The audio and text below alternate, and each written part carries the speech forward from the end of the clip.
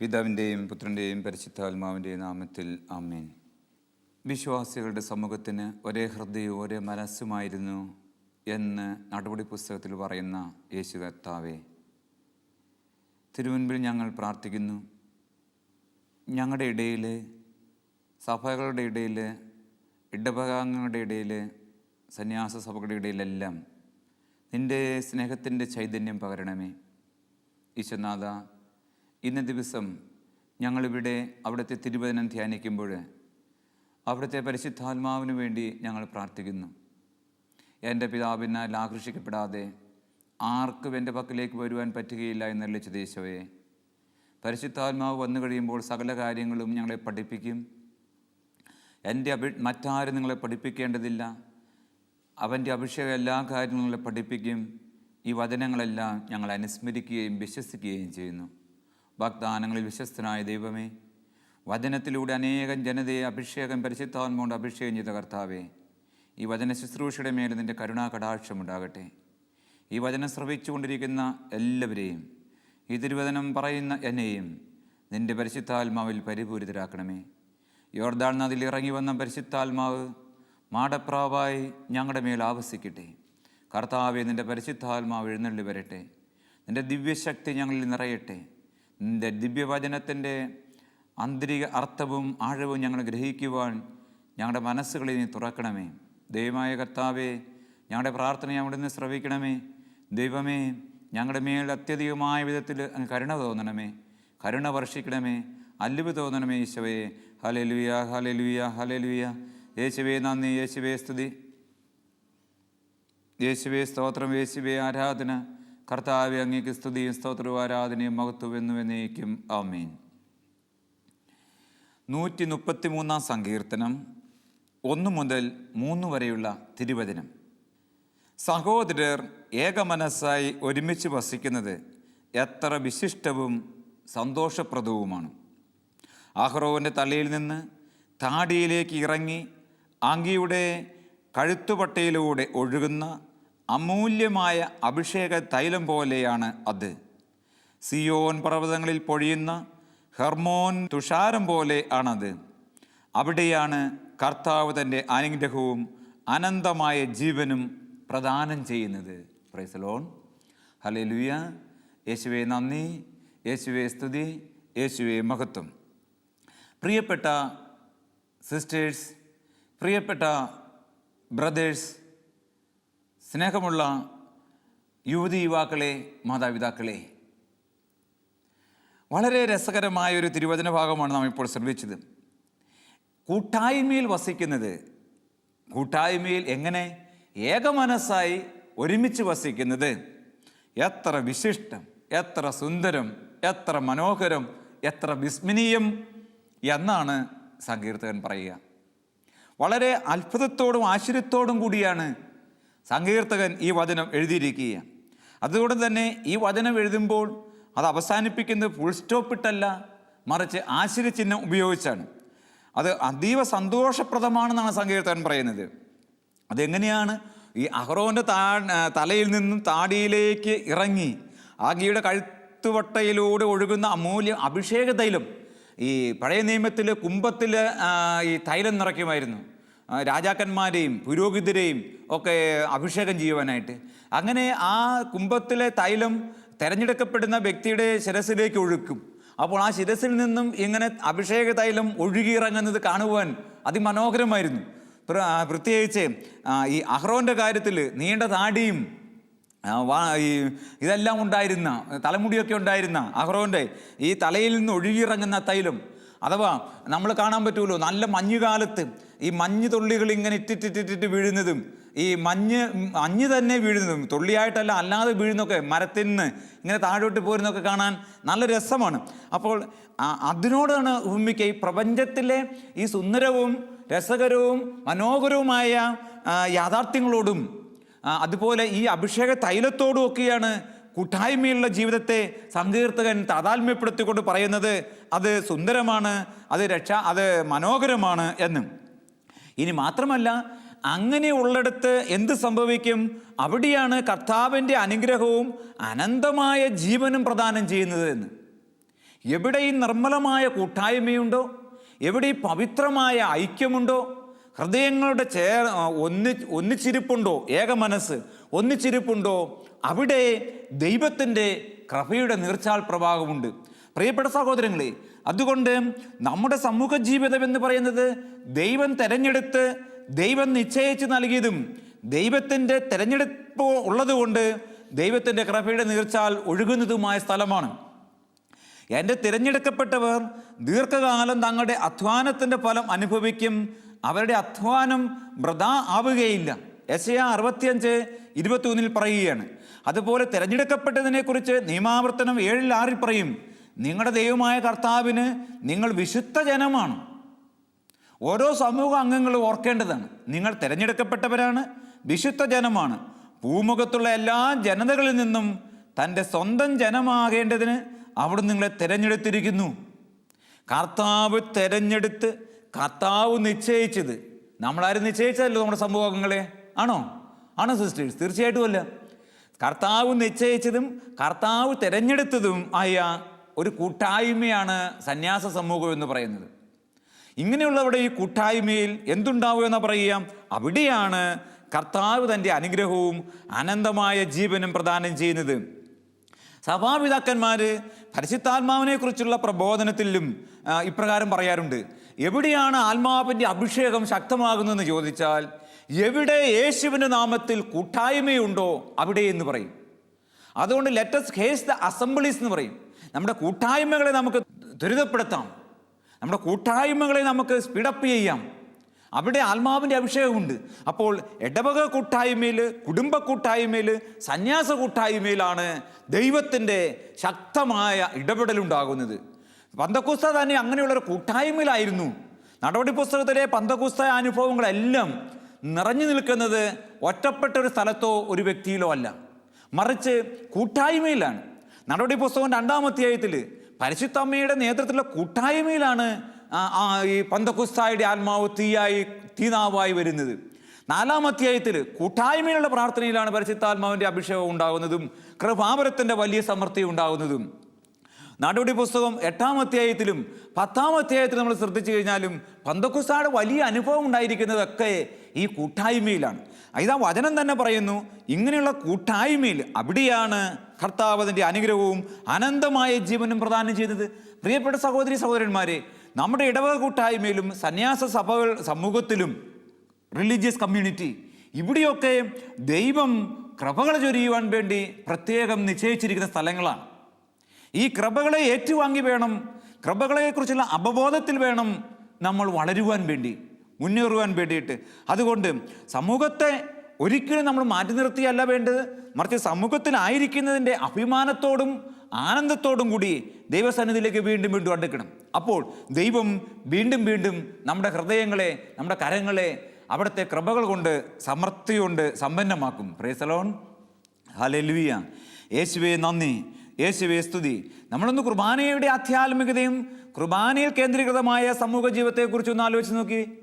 കുർബാനയിൽ നമ്മൾ കാണുന്നത് നോക്കുകയെ, കുർബാനയുടെ അർപ്പണ സമയത്ത് സങ്കീർത്തനം മനോഹരമായിട്ട് പാടുക, സങ്കീർത്തനം ആലപിക്കുക, ദൈവത്തെ സ്തുതിക്കുക. അതിലൂടെ ഈ സങ്കീർത്തനത്തിൻ്റെ വേറൊരു വശമുണ്ട്. അത് ഒരു തരത്തിൽ പറഞ്ഞാൽ നമ്മുടെ പിതാക്കന്മാർക്ക് ദൈവം കൊടുത്ത നന്മകളെ നമ്മൾ ഓർക്കുകയാണ്, പിതാക്കന്മാരെ ഓർക്കുകയാണ്, നമ്മുടെ പാരമ്പര്യത്തെക്കുറിച്ചുള്ള അവബോധം അവിടെ ഉണ്ടാവുകയാണ്. അപ്പോൾ സന്യാസ സഭകൾക്കൊരു പാരമ്പര്യമുണ്ട്. ആ പാരമ്പര്യങ്ങൾ അയവിറക്കണം, ആ പാരമ്പര്യങ്ങളെ മുറുകെ പിടിക്കണം.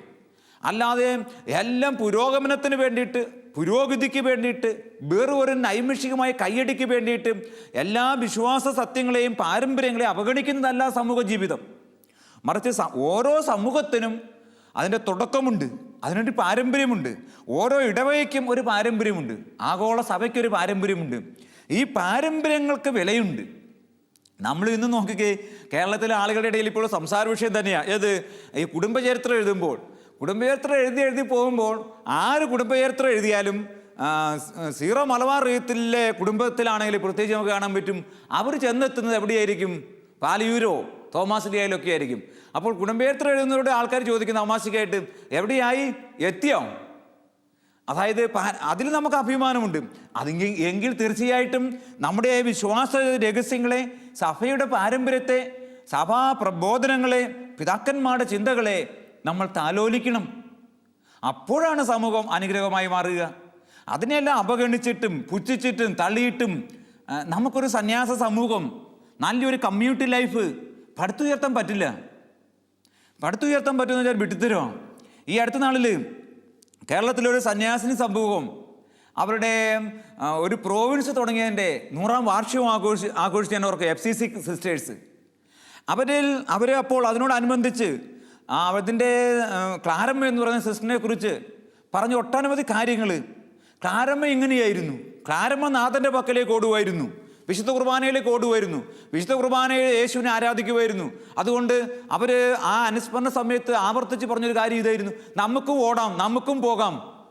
എങ്ങനെ പോകണമെന്ന് പറയാം. ഈ ക്ലാരമ്മ എന്ന് പറഞ്ഞ സിസ്റ്റർ തൻ്റെ കൂടെ ഉണ്ടായിരുന്നോട് പറയുമായിരുന്നു, രാജാളി പക്ഷിയെപ്പോലെ നമുക്ക് പറന്ന് നാഥൻ്റെ പക്കലേക്ക് പോകാം മക്കളെ, നാഥനോട് കൂടെ ഇരിക്കാം മക്കളെ, നാഥനോടൊപ്പം ചേർന്നിരിക്കാം മക്കളെ, അപ്പോൾ നാഥൻ നമ്മെ അനുഗ്രഹിക്കും. അങ്ങനെയാണ് നമ്മുടെ ആ മഠങ്ങളെല്ലാം തുടങ്ങിയത്. ഇതൊക്കെ പറഞ്ഞ് കൊച്ചു സിസ്റ്റേഴ്സിനോട് പറയും.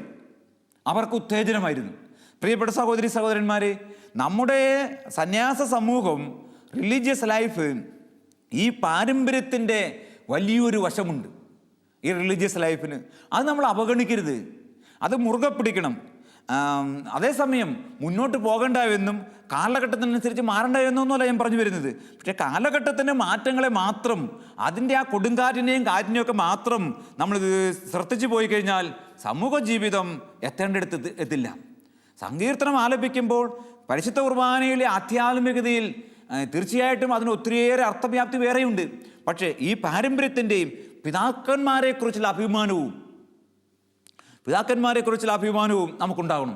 ഞാൻ ഓർക്കെ ഒരിക്കൽ ഒരു വീട്ടിൽ ഞങ്ങൾ പോപ്പുലർ മിഷൻ ധ്യാനത്തിന് കടന്നു ചെന്നപ്പോൾ ഒരു കൊച്ച് ഇങ്ങനെ അസാധാരണമായൊരു കാഴ്ചയായിരുന്നു.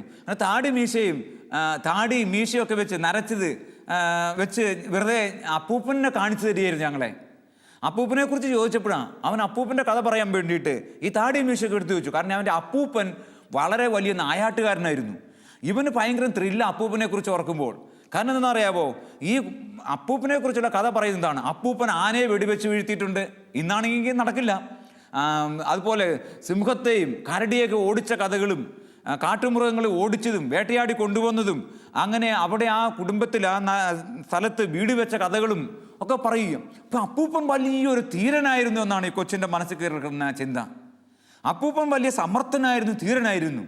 അപ്പോൾ അതുകൊണ്ട് ഇവനെക്കുറിച്ച് അവൻ്റെ അപ്പനും അമ്മയൊക്കെ പറയുന്നതാ, ഇവൻ സ്മാർട്ടാണ് അച്ഛാ. എന്തിനു സ്മാർട്ടാണ്, ഭയങ്കര ശക്തിയാണ് ഇവൻ. എന്നിട്ട് അവനെ ഇടയ്ക്ക് വിളിക്കും ശക്തിമാൻ.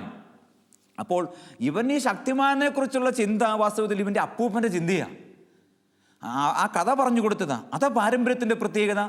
നമ്മുടെ പിതാക്കന്മാർ ചെയ്ത കാര്യങ്ങൾ നമ്മുടെ സമൂഹത്തിൽ ഇടയ്ക്കിടയ്ക്ക് പറയണം, കേൾക്കണം, അനുസ്മരിക്കണം, അവരെ നന്ദിയോടെ ഓർക്കണം. അതുപോലെ അവരുടെ ജീവിതത്തിൻ്റെ ഉദാത്തമായ സംഭാവനകളെ നമ്മൾ പ്രബോധനങ്ങളെയൊക്കെ നമ്മുടെ ജീവിതത്തിൽ പ്രാവർത്തികമാക്കുകയും ചെയ്യണം. അപ്പോൾ നമ്മുടെ സന്യാസ സമൂഹ ജീവിതം അർത്ഥപൂർണമാവും, നമ്മുടെ ഇടവക ജീവിതം അർത്ഥപൂർണമാവും. പ്രിയപ്പെട്ട സഹോദരങ്ങളെ, പരിശുദ്ധ കുർബാനയിലെ മറ്റൊരു പ്രധാനപ്പെട്ട ശുശ്രൂഷ ആണ്, പ്രാർത്ഥനയാണ് ഏത്? വചന ശുശ്രൂഷ. വചന ശുശ്രൂഷയിൽ ശ്രദ്ധേയമായ കാര്യം എമ്മാവു ശിഷ്യന്മാരുടെ കഥയിൽ നമുക്ക് കാണാൻ പറ്റും. ലൂക്കാസ് സുവിശേഷം 24-ാം അധ്യായത്തിൽ കർത്താവായ ഈശോ പാതയോരത്തുകൂടി തീർത്ത് നിരാശപ്പെട്ടതും ദുഃഖിതരുമായ എമ്മാവു ശിഷ്യന്മാർക്ക് ബലിവേദി ഒരുക്കുക. ബലിയുടെ പ്രധാനപ്പെട്ട ശുശ്രൂഷ രംഗത്തിലേക്ക് പ്രവേശിക്കുമ്പോൾ വചനം വ്യാഖ്യാനിച്ചു കൊടുക്കുകയാണ്.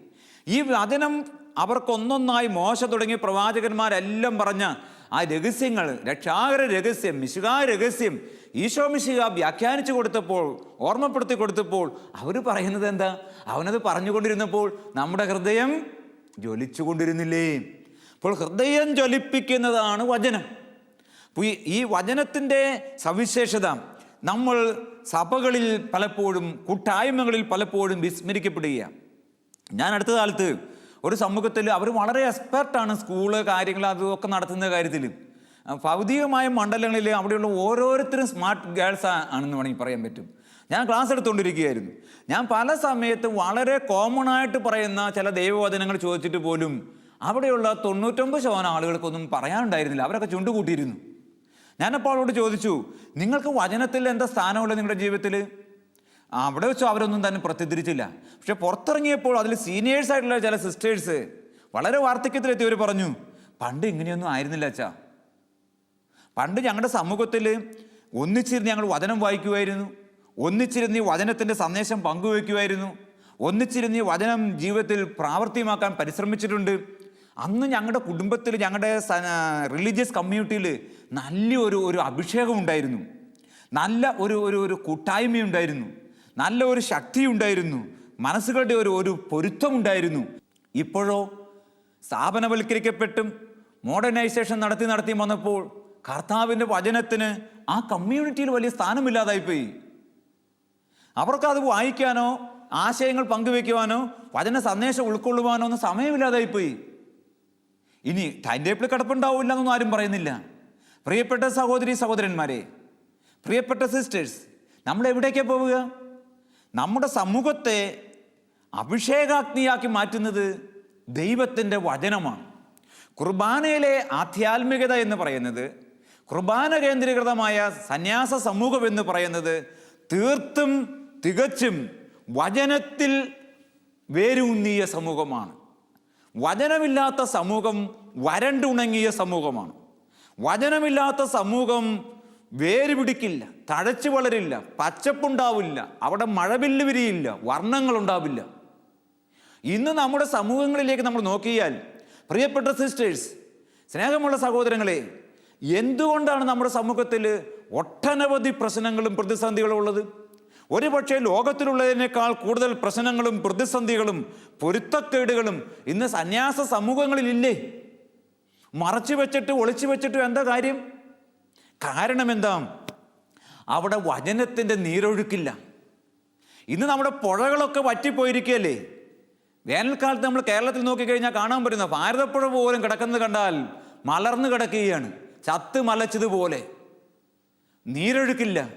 ഏതാണ്ട് ഇതുപോലെ ഭാരതപ്പുഴയും മറ്റു പുഴകളും കിടക്കുന്നത് പോലെ നീരൊഴുക്കില്ലാതെ സന്യാസ സമൂഹം മാറിക്കൊണ്ടിരിക്കുക.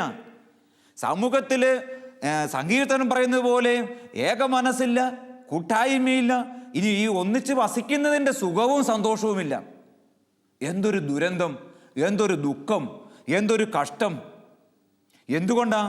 നമ്മുടെ കുടുംബങ്ങളിലും ഇടവകകളിലും സമൂഹങ്ങളിലും വചനത്തിൻ്റെ ഈ അഭിഷേകാഗ്നി പരക്കുന്നില്ല. വചന കൂട്ടായ്മയില്ല, വചന വായനയില്ല, വചന സംവാദമില്ല, വചന ശ്രവണമില്ല, വചനത്തിൻ്റെ സന്ദേശമില്ല. ഇല്ല എന്ന് പറഞ്ഞാൽ ഒരിടത്തും ഇല്ല എന്നല്ല ഞാൻ പറഞ്ഞു വരുന്നത്. വേണ്ടത്ര ആദിമ ചൈതന്യത്തിൽ അത് കാണാൻ പറ്റുന്നില്ല. അതിൻ്റെ ദുഃഖവും ദുരന്തവും ജീർണതയും നമുക്കുണ്ട്. ഇന്ന് ഏതാണ്ട് ഈ ഞെരിഞ്ഞിലിനകത്ത്, ഈ ഞെരിഞ്ഞിലുണ്ടല്ലോ, ഈ മുള്ളുകളുണ്ടല്ലോ, ഇഞ്ചക്കാടുണ്ടല്ലോ, ഈ ഇഞ്ചക്കാട്ടിലേക്ക് ചെല്ലുന്ന പോലെ ചില സമൂഹങ്ങളിലേക്ക് എന്നാൽ കയറി ചെല്ലുമ്പോൾ തന്നെ പരിക്ക് പറ്റും, കയറി ചെല്ലുമ്പോൾ തന്നെ മുള്ളുകൊള്ളും, കയറി ചെല്ലുമ്പോൾ തന്നെ രക്തം പൊടിയും. പിന്നെ ഒന്ന് ഇറങ്ങിപ്പോന്നെങ്കിലോ അതിലും കഷ്ടമാവുന്നു. ഇഞ്ചക്കാട്ടിൽ കയറിയാൽ അങ്ങനെയല്ലേ, ഈ ഞെരിഞ്ഞിലിനകത്ത് കയറിയാൽ അങ്ങനെയല്ലേ? അങ്ങനെയുള്ളൊരവസ്ഥ ഇന്ന് സമൂഹത്തിൽ വരുന്നെങ്കിൽ അതിൻ്റെ കാരണം സമൂഹം വചനത്തിൽ നിന്നും വേർപെട്ടു പോയിക്കൊണ്ടിരിക്കുകയാണ്. വചനം അമൃതാണെന്ന് യെരമ്യാ പ്രവചനം 15:16 പറയുന്നു. വചനം അമൃതാണ്, ഔഷധമാണ്. വചനം വിശുദ്ധിയാണ്, വിശുദ്ധീകരിക്കുന്ന ശക്തിയാണ് എന്ന് യോഹന്നാൻ 15:3 പറയുന്നു. വചനം വിശുദ്ധീകരിക്കുമെന്ന് യോഹന്നാൻ 17:16, 17 പറയുന്നു. വചനം നാവിനും മാധുര്യം പകരുമെന്ന് എസെക്കിയേൽ 3:1-3 പറയുന്നു. പാദങ്ങൾക്ക് വെളിച്ചം പകരുമെന്ന് 119 സങ്കീർത്തനം 105 പറയുന്നു. ഇതൊക്കെയാണല്ലോ വചനത്തിൻ്റെ സവിശേഷത. അത് ഇരുതല വാളാണെന്നും അത് വെട്ടിമുറിക്കുമെന്നും അത് നീക്കിക്കളയുമെന്നും പറയുന്നു എബ്രായ ലേഖനത്തിൽ. യെരമ്യാ പ്രവചനത്തിൽ വീണ്ടും പറയും, അത് പാറയെ തകർക്കുന്ന കൂടം പോലെയാണ്, അത് അഗ്നി പോലെയാണെന്ന് പറയും. ഇപ്രകാരമുള്ള വചനത്തിൻ്റെ ശക്തമായ പ്രവാഹം സമൂഹത്തിൽ നിന്നും അപ്രത്യക്ഷപ്പെട്ടപ്പോൾ സമൂഹത്തിലെ രോഗപീഠകളായി, മനസ്സുകൾ തമ്മിൽ ഐക്യക്കുറവായി, ഹൃദയങ്ങൾ തമ്മിൽ അകൽച്ചയായി. പ്രിയ സിസ്റ്റേഴ്സ്, പ്രിയ ബ്രദേഴ്സ്, നമ്മൾ തിരിഞ്ഞു പോകേണ്ടത് സമൂഹത്തെ പടുത്തുയർത്താൻ നമ്മൾ ആഗ്രഹിക്കുന്നുവെങ്കിൽ, കമ്മ്യൂണിറ്റി ആയിട്ട് ജീവിക്കാൻ ആഗ്രഹിക്കുന്നുവെങ്കിൽ നമ്മൾ അതിശക്തമായ തീരുമാനങ്ങൾ എടുക്കണം. ഏത്? ദൈവവചനത്തിലേക്ക് തിരിഞ്ഞു പോകുവാനുള്ള തീരുമാനം. നമ്മുടെ കുടുംബങ്ങളിൽ ഈ ദൈവവചനത്തിൻ്റെ അതിശക്തമായ നീർച്ചാൽ പ്രഭാവം ഉണ്ടാകാൻ നമ്മൾ അനുവദിക്കണം. വ്യക്തിതലത്തിലും കൂട്ടായ്മയിലും വചനം വായിക്കണം, വചന സന്ദേശം ഉൾക്കൊള്ളണം. ഇടവകകളിൽ ഈ വചനത്തിൻ്റെ ഇടവകയിൽ ഏതെങ്കിലും ഒരു കുർബാനയ്ക്ക് വായിക്കുന്ന 5-10 വചനം പോരാ. ഇടവകകളിൽ തിരഞ്ഞെടുക്കപ്പെട്ടവരെങ്കിലും, അധികം തിക്കും തിരക്കുമില്ലാത്തവരെങ്കിലും ഒരുമിച്ച് ചേർന്ന് വചനം വായിക്കണം, വചന സന്ദേശം ഉൾക്കൊള്ളണം, വചനം പങ്കുവയ്ക്കണം. അപ്പോൾ ഇടവക കൂട്ടായ്മ വളരും, കുടുംബ കൂട്ടായ്മ വളരും. അപ്പോൾ നമ്മുടെ സന്യാസ സമൂഹവും സന്തുഷ്ടിയുള്ളതായിട്ട് മാറും. അപ്പോഴാണ് നമുക്ക് പറയാൻ പറ്റുക, ഏത്? അമൂല്യമായ അഭിഷേക തൈലം പോലെയാണ്, അഹറോൻ്റെ തലയിൽ നിന്ന് ഒഴുകുന്ന അമൂല്യമായ അഭിഷേക തൈലം പോലെയാണ് സമൂഹ ജീവിതത്തിൻ്റെ ഒഴുക്ക്, ജീവിതം എന്നൊക്കെ. അത് അനുഗ്രഹമായി മാറുകയാണ്. മാത്രമല്ല, ഇതിന് വേറൊരു പ്രായോഗിക വശമുണ്ട്. വചനത്തിൻ്റെ പ്രത്യേകത എന്ന് പറയുന്നത് എന്താണത്? ഈ വചനം എന്ന് പറയുന്നത്, അഥവാ വിശുദ്ധ കുർബാനയിലെ വചന വായന എന്ന് പറയുന്നത് ദൈവത്തിൻ്റെ സംവാദമാണ്. ദൈവം നമ്മോട് സംഭാഷിക്കുകയാണ് സമയത്ത്. ഈശോ മിശിഹ എഴുന്നള്ളി വരുന്ന പരസ്യ ജീവിതവും ഈശോ മിശിഹ എഴുന്നള്ളി വരുന്നതിൻ്റെ സൂചനയാണ് ബൈബിൾ ഉയർത്തിപ്പിടിച്ച്, അതിൽ ലത്തീൻ ക്രമത്തിലാണെങ്കിലും സീറോ മലബാർ റീവത്തിലാണെങ്കിലും കുർബാനയ്ക്ക്, ആഘോഷമായ കുർബാനയ്ക്ക് ബൈബിൾ ഉയർത്തിപ്പിടിച്ച് തിരികൾ പിടിച്ചു വരികയാണ്. ഇതാ മിശിഹ വരുന്നു, മിശിഹ വരികയാണ്, ദൈവം വരുന്നു, സ്വർഗീയ ഗണങ്ങൾ വരുന്നു, പിതാവ് വരുന്നു. പിതാവായ ദൈവത്തിന് എന്താ നമ്മൾ പറയാനുള്ളത്? അവിടുത്തെ കമ്മ്യൂണിക്കേഷൻ, അവിടെ നമ്മൾ സംഭാഷിക്കുകയാണ് ഈ വചന വായനയിൽ. നമ്മളാകട്ടെ വിശ്വാസ സമൂഹമാകട്ടെ ശ്രവിക്കുകയാണ്. അപ്പോൾ അടിസ്ഥാനപരമായി സന്യാസ സമൂഹത്തിൽ കമ്മ്യൂണിറ്റി ലൈഫ് അനുഗ്രഹപൂർണമായി മാറണമെങ്കിൽ ഈ കമ്മ്യൂണിക്കേഷനും ലിസണിങ്ങും ഉണ്ടാകണം. വാസ്തവത്തിൽ ഇന്ന് നമ്മൾ തിക്കും തിരക്കുവാണെന്ന് പറയുക. ഇതിൽ നിന്ന് രക്ഷപ്പെടാൻ വേണ്ടിയിട്ട് ഒത്തിരി എന്തെന്ത് പ്രോഗ്രാംസ്, ഡയറി മുഴുവൻ നിറച്ചിട്ടിരിക്കുകയല്ലേ എല്ലാ സഭാംഗങ്ങളുടെയും. എവിടെയുണ്ട് നേരം, എവിടെയുണ്ട് വിശ്രമം എന്ന് തോന്നിപ്പോവും പോക്കും വരവും പ്രവൃത്തിയൊക്കെ കണ്ടാൽ. ഇവിടെ വേണ്ടത്ര നമ്മുടെ കുടുംബത്തിലും നമ്മുടെ ഇടവകയിലും നമ്മുടെ സന്യാസ സമൂഹത്തിലും വേണ്ടത്ര കമ്മ്യൂണിക്കേഷനും വേണ്ടത്ര ശ്രവണവും ലിസണിങ്ങും നടക്കുന്നില്ല. അതുകൊണ്ട് തന്നെ നമ്മുടെ കുടുംബങ്ങളിൽ കുടുംബ ബന്ധങ്ങൾ ശിഥിലമായി. നമ്മുടെ ഇടവകയിൽ ഇടവക കൂട്ടായ്മകൾക്ക് കുറവുകൾ തട്ടി. കമ്മ്യൂണിറ്റി ലൈഫിന് സന്യാസ സഭകളിൽ വലിയ വലിയ ക്ഷതമേറ്റു. ഈ കമ്മ്യൂണിക്കേഷൻ പണ്ടെന്തായിരുന്നു? സന്യാസ സഭകളിലെ സഭാംഗങ്ങളെല്ലാവരും കൂടി ഒന്നിച്ചിറങ്ങി ഗാർഡൻ വർക്ക് നടത്തും, ഒന്നിച്ചിറങ്ങി കൃഷിസ്ഥലത്ത് ജോലി ചെയ്യും, ഒന്നിച്ചിറങ്ങി എവിടെയെങ്കിലും കുളിക്കും. കാരണം അന്ന് പൈപ്പോ കുളിമുറിയോ ഒന്നും പല സ്ഥലത്തും ആരംഭത്തിലില്ലായിരുന്നല്ലോ. കുളിക്കും, ഒന്നിച്ചിരുന്ന് ഭക്ഷണം കഴിക്കും. അപ്പോൾ ഒട്ടനവധി കാര്യങ്ങൾ ഈ മേഖലകളിലെല്ലാം പിന്നെ ഒന്നിച്ചിരുന്ന് ഉല്ലസിക്കുകയും ചെയ്യും. കമ്മ്യൂണിക്കേഷൻ ഉണ്ടായിരുന്നു, ആശയ സംവാദം ഉണ്ടായിരുന്നു, ശ്രവണമുണ്ടായിരുന്നു. അപ്പോൾ പരസ്പരം മനസ്സിലാക്കാൻ അതുവഴി സാധിക്കുകയും ചെയ്തിരുന്നു. ഇന്ന് ഇതൊന്നും വേണ്ടത്ര നടക്കുന്നില്ല. അതുകൊണ്ട് നമ്മുടെ കമ്മ്യൂണിറ്റി ലൈഫ് അനുഗ്രഹമായും തീരേണ്ട കമ്മ്യൂണിറ്റി ലൈഫ് ചില സ്ഥലങ്ങളിലെങ്കിലും ചിലപ്പോഴെങ്കിലും ശാപമായി മാറിക്കൊണ്ടിരിക്കുകയാണ്. ലോലമാകേണ്ട സന്യാസ ജീവിതം ഇന്ന് ഭാരമായി മാറിക്കൊണ്ടിരിക്കുകയാണ്. ഇടവകയിൽ അംഗങ്ങളായിരിക്കുന്നതിൻ്റെ ഭാരം ചുമക്കേണ്ടി വരുന്ന അവസ്ഥ കുടുംബത്തിലും ഈ ഭാരത്തിൻ്റെ കെട്ടുണ്ട്.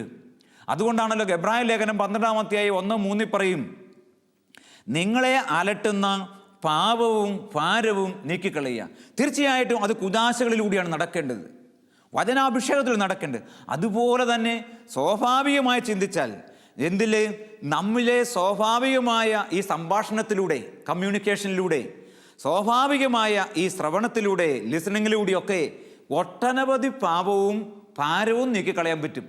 നമ്മൾ നോക്കിക്കേ, നാട്ടിൽ തന്നെ ഒരു ചൊല്ലുണ്ടല്ലോ, sharing sorrow becomes half sorrow. പങ്കുവയ്ക്കുന്ന ദുഃഖം പകുതിയായി മാറും. അത് വളരെ സത്യമാണ് താനും. നമ്മൾ നോക്കി വളരെ ഭാരത്തോടെ വന്ന ഒരാൾ നമ്മൾ പറയുകയാണ്. ഞങ്ങൾ പലപ്പോഴും കൗൺസിലിൽ ഇരിക്കുമ്പോൾ ഞങ്ങൾ ശ്രദ്ധിക്കുന്നൊരു കാര്യവും കൂടിയാണ്.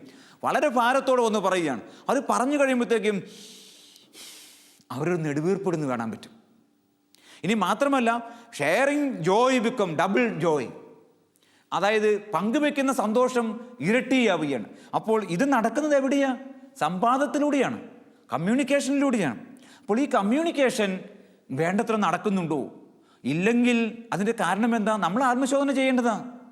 നമ്മുടെ കമ്മ്യൂണിറ്റി ലൈഫ്, സന്യാസ സഭയിലെ കമ്മ്യൂണിറ്റി ലൈഫിന് വലിയ ക്ഷതമേറ്റിരിക്കുക, വലിയ ക്ഷതം സംഭവിച്ചുകൊണ്ടിരിക്കുക. അപ്പോൾ മാറ്റങ്ങളുടെ ഒരു വേലിയേറ്റം കർത്താവ് നമ്മിൽ ആഗ്രഹിക്കുക. അതേസമയം തന്നെ ഈ സംഭാഷണത്തിൻ്റെയും ഈ ശ്രവണത്തിൻ്റെയും ആത്മാവ് എന്ന് പറയുന്നത് ദിവ്യകാരുണ്യത്തിൻ്റെ ആത്മാവാണ്. ദിവ്യകാരുണ്യത്തിൽ നടക്കുന്ന മുഴുവൻ അതാണ്. പിതാവായ ദൈവത്തോട് നമ്മൾ സംഭാഷണം നടത്തുന്നു, സമ്പാദിക്കുന്നു. പിതാവായ ദൈവം നമ്മോട് സമ്പാദിക്കുന്നു. അങ്ങനെ സ്വർഗീയ ഗണങ്ങളും ഭൗമിക ജീവി ഗണങ്ങളും, അതായത് മനുഷ്യനും ദൈവവും തമ്മിലുള്ള ഒരു നിരന്തരമായ സംഭാഷണത്തിൻ്റെ സാരാംശമാണ് വാസ്തവത്തിൽ വിശുദ്ധ കുർബാനയുടെ രഹസ്യം എന്ന് പറയുന്നത്. ഈ ആത്മീയ ചൈതന്യമാണ് സന്യാസ സമൂഹത്തിൻ്റെ ആധ്യാത്മികത എന്ന് പറയുന്നത്. ഇപ്പുറത്തേക്ക് ലോകത്തിൻ്റെ തട്ടുമുട്ട് പരിപാടികളുമായിട്ട് പോയാൽ സന്യാസ സമൂഹം അനുഗ്രഹമാവില്ല. കൂട്ടായ്മയുള്ള ജീവിതം, സമൂഹ ജീവിതം ആനന്ദകരമാവില്ല. കർത്താവ് നമ്മെ വിളിക്കുന്നതാണ്. ഒരു വലിയ മാറ്റത്തിൻ്റെ സമയമായി നമ്മളെ സംബന്ധിച്ച്. അല്ലെങ്കിലോ സമൂഹ ജീവിതത്തിൻ്റെ കോട്ടം തട്ടും, സമർപ്പണ ജീവിതത്തിന് കോട്ടം തട്ടും, സന്യാസ സഭകളുടെ നിലനിൽപ്പ് തന്നെ അപകടത്തിലുമായിക്കൊണ്ടിരിക്കുക. അതാ സംഭവിക്കാൻ പോവുക. പ്രിയപ്പെട്ട സഹോദരങ്ങളെ, നമുക്ക് പ്രാർത്ഥിക്കാം ദൈവസന്നിധിയിൽ. നമുക്കൊരിക്കൽ കൂടി അഭിമാനത്തോടെ ഓർക്കാം, സഹോദരർ ഏകമനസ്സായി ഒരുമിച്ച് വസിക്കുന്നത് എത്ര വിശിഷ്ടവും സന്തോഷപ്രദവുമാണ്. ഒരുമിച്ച് വസിക്കുന്നിടത്ത് ഒരുമിച്ചുള്ള സംഭാഷണം ഉണ്ടാകണം, ഏകാഗ്രതയുള്ള ശ്രവണം ഉണ്ടാകണം. ഇങ്ങനെ ശ്രവിക്കുമ്പോൾ, പങ്കുവെക്കുമ്പോൾ, ആശയവിനിമയം നടക്കുമ്പോൾ ആ സമൂഹം വീണ്ടും വീണ്ടും ദൈവകൃപയുടെ നീർച്ചാൽ പ്രഭാവമായി മാറും. അവിടെയാണ് കർത്താവ് തൻ്റെ അനുഗ്രഹവും അനന്തമായ ജീവനും പ്രദാനം ചെയ്യുന്നത്. ദൈവമേ, ഞങ്ങളുടെ ഇടവകളെയും കുടുംബങ്ങളെയും സന്യാസ ഭവനങ്ങളെയും തിരുസന്നിധിയിൽ സമർപ്പിക്കുന്ന കർത്താവേ, ഇവിടെയെല്ലാം ദിവ്യകാരുണ്യത്തിൻ്റെ ആധ്യാത്മികത പടർന്ന് പന്തലിക്കുവാൻ, കത്തിപ്പടരുവാൻ ഇടയാക്കണമേ. ദിവ്യകാരുണ്യത്തിൻ്റെ അന്തസത്തയായ സംഭാഷണവും സംവാദവും ശ്രവണവും കർത്താവെ ഞങ്ങളുടെ കുടുംബങ്ങളിൽ അന്യൂനം നിലനിൽക്കുവാൻ, വളർന്നു വരുവാൻ ഇടയാക്കണമേ. അതിനുവേണ്ടി നിൻ്റെ സഹായകനെ, പരിശുദ്ധാത്മാവിനെ ഞങ്ങളുടെ കുടുംബങ്ങളിലേക്ക്, ഇടവകകളിലേക്ക്, സന്യാസ ഭവനങ്ങളിലേക്ക് നാഥ സമർത്ഥമായി ചൊരിയണമേ. അളവുകളില്ലാത്ത വിധം കർത്താവെ നീ നിൻ്റെ ആത്മാവിനെ ഞങ്ങളുടെ സമൂഹങ്ങളിൽ ഒഴുക്കണമേ. ദിവ്യകാരുണ്യനാഥ യേശു ക്രിസ്തുവെ, അതിനെയോർത്ത് അവിടുന്ന് ചൊരിയുന്ന കൃപകളെയോർത്ത് ഞങ്ങളങ്ങയെ സ്തുതിക്കുന്നു. പിതാവായ ദൈവമേ, ഞങ്ങളങ്ങയെ ആരാധിക്കുന്നു. പരിശുദ്ധാത്മാവെ, അവിടുത്തെ നിരന്തരമായ സാന്നിധ്യത്തെയും ഉൾപ്രേരണകളെയോർത്ത് ഞങ്ങളങ്ങയെ മഹത്വപ്പെടുത്തുന്നു. അവിടുത്തേക്ക് എന്നും എന്നും എല്ലായ്പ്പോഴും സ്തുതി ഉണ്ടായിരിക്കട്ടെ. ആമീൻ.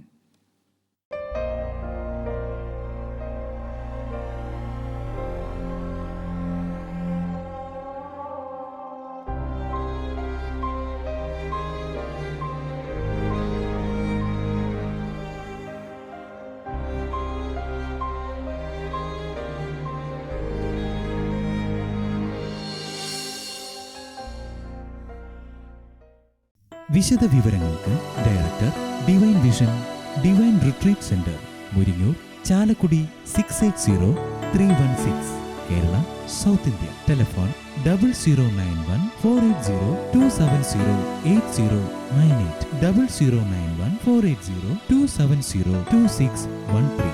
Fax 0091 480 270 8097. Email mail.divintv@gmail.com. Website www.drcm.org.